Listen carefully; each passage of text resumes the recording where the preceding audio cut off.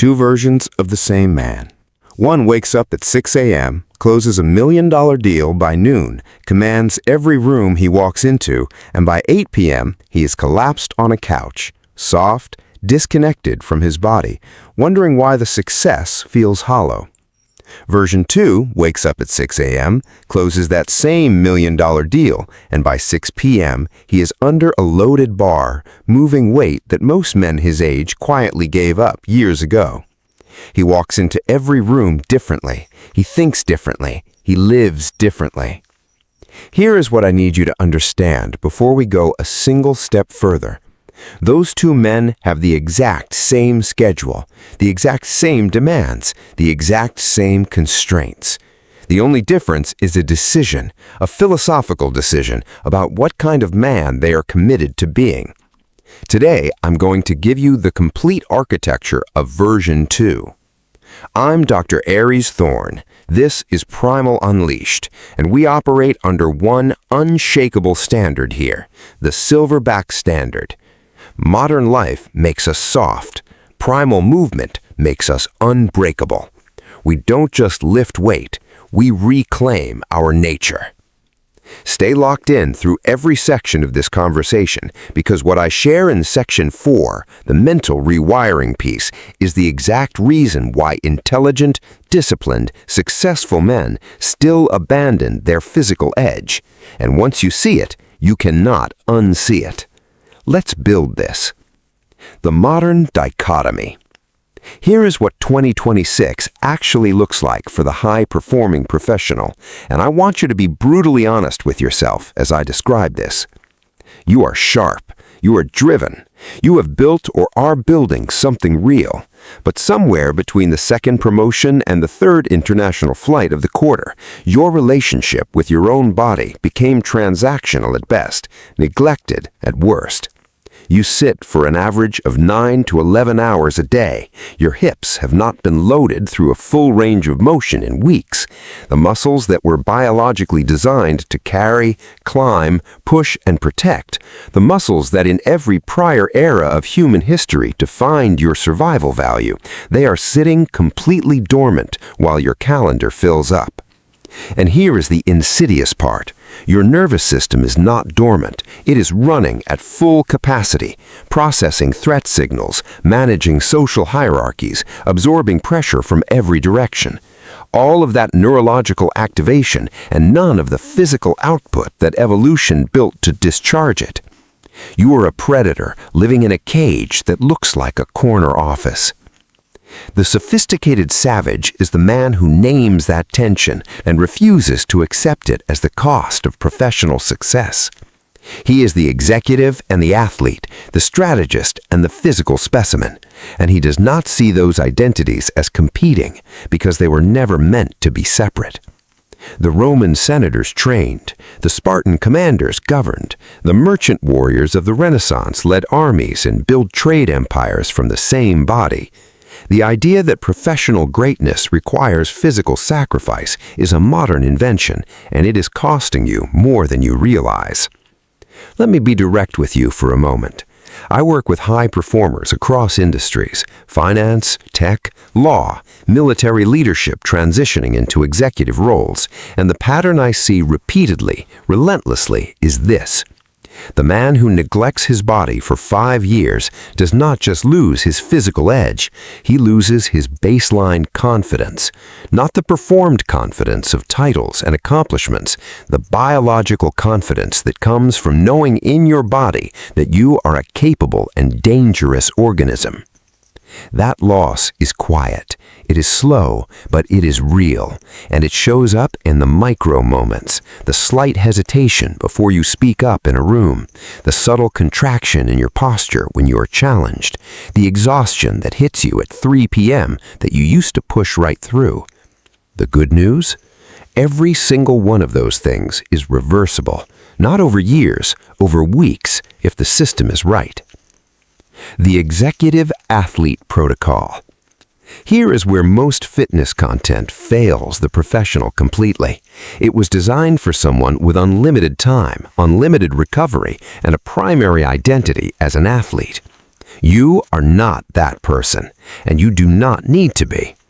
The Executive Athlete Protocol is built on one operating principle: constraint creates precision.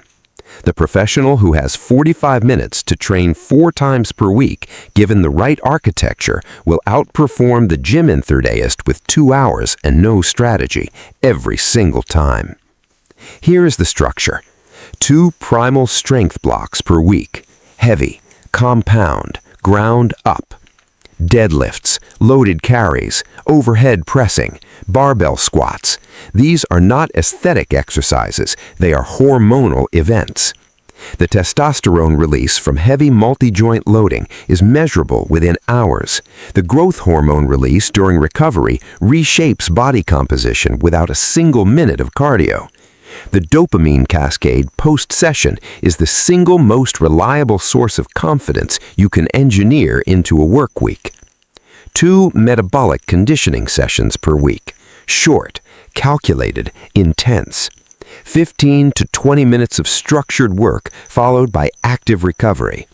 These sessions do not exist primarily to burn calories. They exist to train your threshold, to teach your system to produce quality output under real physiological stress, because that exact skill transfers directly to staying composed when your Q3 numbers come in wrong and every eye in the room turns to you. Now, and this is the 2026 advantage that your competitors are almost certainly not using. Wearable biometric technology has matured to a level of precision that allows you to time your physical output to your biological readiness. Your Aura Ring readiness score, your Whoop strain recommendation, your Garmin body battery. These tools now give you data your grandfather's generation would have called impossible. When your readiness is high, you train hard. When your readiness is compromised, from travel, from sleep debt, from a week of back-to-back high-stakes situations, you train smart and you prioritize recovery. You never sacrifice the career for the training. You never sacrifice the training for the career. You build a rhythm that makes both compound simultaneously. Fueling the dual identity. I want to spend time here because this is where brilliant people make decisions that directly undermine their own goals, and they do it consistently because no one has ever framed nutrition through the lens of professional performance architecture. You would never run a high-performance machine on inconsistent low-grade fuel and expect peak output. You would never make a high-stakes financial decision without proper information. Yet most executives are making both of those mistakes with their own biology every single day. Morning nutrition sets your neurological baseline for the entire day. That means whole protein and quality fat before anything else. Eggs, red meat, whole food sources of saturated fat. These stabilize blood glucose. They suppress early morning cortisol dysregulation. They deliver the cholesterol, B vitamins, and amino acid precursors your prefrontal cortex needs to produce clean executive function for hours without degradation. Pre-training fuel is a bridge. Protein and carbohydrates consumed 60 to 90 minutes before your session. Nothing complicated. Real food, timed deliberately. Post-training is your recovery window. The 60 minutes following your session is the most anabolic environment your body will be in all day. Protein immediately. Fast carbohydrates to replenish muscle glycogen. Non-negotiable. On supplementation, I will be concise. Creatine monohydrate is the single most evidence-backed performance compound in existence. Magnesium glycinate supports deep sleep architecture and nervous system recovery. Omega-3 fatty acids manage systemic inflammation and support cognitive function. Everything else is secondary. The shift I want you to make today is this. Stop treating your nutrition as a health hobby. Start treating it as the primary fuel system for a high-performance organism that is simultaneously running a career and a physical identity at an elite level, because that is exactly what you are. Mental fortitude and primal stress. I told you at the start of this conversation that this section would be worth every minute of your time. Here it is. The reason high-performing professionals fail to sustain a primal physical practice has nothing to do with schedule, nothing to do with access, nothing to do with motivation, because you are already a motivated person. The evidence of that is your career. The real reason is this. They have never been taught to deliberately seek discomfort as a tool. Your nervous system has spent years learning that discomfort is something to be managed, minimized, and escaped. A bad quarter, manage it. A difficult conversation, navigate around it.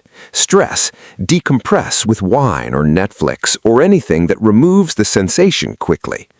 The problem is that the same nervous system that has learned to avoid discomfort is the one you are taking into your highest pressure professional moments, and it has never been trained to stay composed when the sensation becomes unbearable.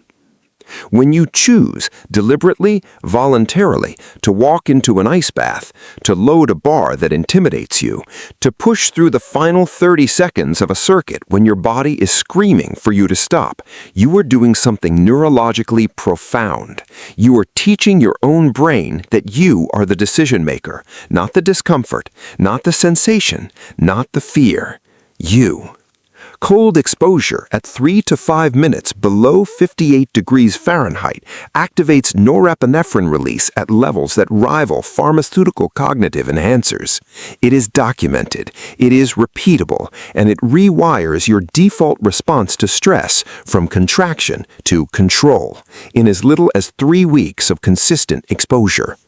Controlled breathing under physical load, slow, nasal, rhythmic, recalibrates your autonomic nervous system in real time. 4 counts in, 4 counts hold, 6 counts out. Practice it under a heavy bar. Practice it before you walk into a room where the stakes are real. The mechanism is identical. The result is the same. You stay in command of yourself when others around you are not. This is the bridge that fitness content has never been honest enough to build for you. The training is not separate from your professional life. The training is the preparation ground for it. Every rep you finish when you want it to stop is a deposit into the account of self-belief that you draw from in every boardroom, every negotiation, every moment where the outcome is uncertain and the pressure is real. The modern life made us soft, and the antidote is not a better morning routine. It is not a productivity system.